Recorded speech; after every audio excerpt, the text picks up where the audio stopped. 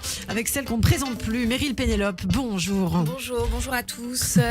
Je suis très contente d'être là puisque aujourd'hui, je ne sais pas si vous avez eu l'info, aux États-Unis, ils ont créé une petite amie robot à seulement 170 000 euros. Non, vous n'avez pas vu? Apparemment, c'est un robot qui se souvient de toutes les conversations. En fait, tu payes pour n'avoir que les inconvénients d'être en couple finalement. C'est-à-dire que tu payes 170 000 euros pour qu'on se souvienne du stylo que tu as prêté à Joséphine du pôle communication et des fleurs que tu n'as jamais offert. Et pardon, mais un robot qui se souvient de tout ce qu'on dit et fait, ça s'appelle une femme, tout simplement. Et pourquoi? Je me suis demandé pourquoi d'ailleurs. Ça coûte beaucoup plus cher. Et ça, vous savez de quoi vous parlez. Parce que moi personnellement, je ne coûte rien. Et pourquoi il ne crée pas un homme robot plutôt pour nous? C'est nous qui avons le plus besoin d'un homme qui se rappelle de nos conversations, non? C'est vrai. De notre plat préféré.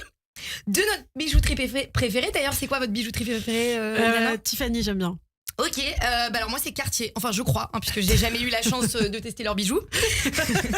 Quand j'y pense, j'ai fait la copine robot avec mon ex en fait, parce que moi je me suis souvenue de tout, tu vois, même ses rendez-vous chez le dentiste et ça gratos. Non mais ils sont fous un peu ces Américains, parce que quand ils réfléchissent, ils créent quand même un robot pour un homme, peut-être qu'il n'a jamais eu de femme, et j'arrête pas d'imaginer cet homme qui achète ce robot avec d'autres hommes pour cracher sur la gueule de leur femme autour d'une table. Qu'est-ce que ça serait la conversation? Franchement c'est super d'avoir une femme. Non mais c'est fou, c'est toujours d'accord avec ce que tu dis. Ça fait la cuisine, si tu veux pas parler, bah ça parle pas. Et tu sais, j'imagine la gueule de tous ces hommes qui comprendront pas où il a trouvé une femme qui ne parle pas quand son mari décide de ne pas parler.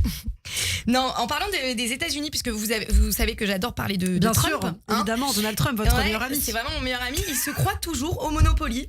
Vraiment, un jour, il a décidé de s'installer à la Maison Blanche, pensant qu'il avait assez de propriété pour être élu président.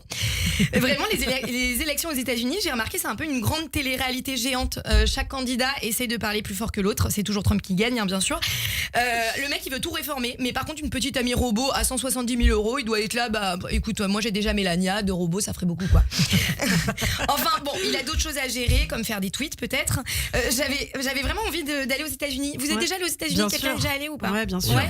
C'est fou, j'ai regardé les billets pour aller à New York. C'est cher. Bah non, justement, je trouve que c'est pas cher. Ah ouais? Non, je trouve que c'est abordable. Après, moi, j'ai compris quelque chose avec les États-Unis, c'est plus le billet est cheap, plus l'addition va être salée. Les Américains savent de quoi on parle avec Trump. Non, mais en fait, je me suis imaginé sortir avec Trump. Franchement, qu'est-ce que ça donnerait? Non, mais ça donnerait quoi? Après, à en voir sa femme, je pense que ça donnerait surtout beaucoup de Botox. Ah, vous connaissez le Botox, vous, en fait? Non, pas encore. Merci pour l'intervention. D'ailleurs, pour ceux qui ne connaissent pas, je sais pas si vous faites du Botox ou pas? Non, pas du tout. Alors, j'en ai besoin? Non, vous n'en avez pas besoin, parce que pour ceux qui la connaissent pas et qui l'entendent juste dans les émissions, je crois il en a que 32 ans. 32 ans, c'est ça? C'est ça. 32 ans, voilà. Merci, vous me connaissez très bien. Ouais, j'ai regardé sur internet quand même.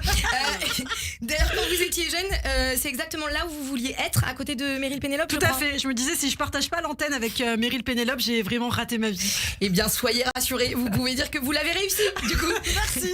Moi, quand j'avais 12 ans, je me voyais surtout mariée avec 3 enfants, et devinez quel métier je voulais faire? Bah, je sais pas.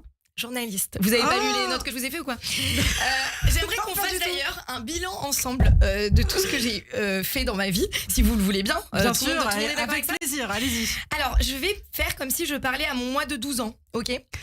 Alors, ma belle, tu n'as pas 3 enfants, mais un enfant, et crois-moi, c'est déjà assez. Il en vaut 3. C'est vraiment une fille, merci. Tu n'es pas mariée, mais tu as été fiancée. D'ailleurs, si tu te demandes, oui, tu as gardé la bague et tu ne la mets que quand tu vas dîner avec ta 4e bande de copines mariées et mères parfaites qui pratiquent la méthode Montessori. Tu n'es pas journaliste, tu n'as que le jour de journaliste, puisque tu fais des chroniques de 4 minutes 30 le matin. Et là, c'est votre moment, Christophe. C'est toujours moins de temps que Christophe Barbier. Alors oui, tu ne sauras pas tout de suite qui il est, même avec ses interventions dans les médias et ses postes à responsabilité. Et il ne se faisait toujours pas reconnaître, donc il a décidé de mettre une écharpe rouge pour se différencier. Et non, ne te permets pas de lui dire que le rouge n'est pas sa couleur, ce n'est pas le sujet. En ce qui concerne... Une fraise dans les cheveux, j'aurais dû essayer. J'étais sûre. Dès qu'on parle de son écharpe, là, ça y est, hein, la susceptibilité. Hein. En ce qui concerne tes relations amoureuses, ma petite Meryl, pardon de t'avoir fait croire que si un mec te dit qu'il t'aime bien et qu'il aime passer du temps avec toi, ça veut dire qu'il t'aime bien. Non, pardon, c'est nous les folles, ça ne veut rien dire du tout. Parce que tu vas apprendre le mot love bombing et pervers narcissique, c'est une abréviation de gros clochard. Et sinon, j'ai une nouvelle pour toi, tu es enfin payée pour faire rire les gens. Je sais ce que tu vas dire. Quoi?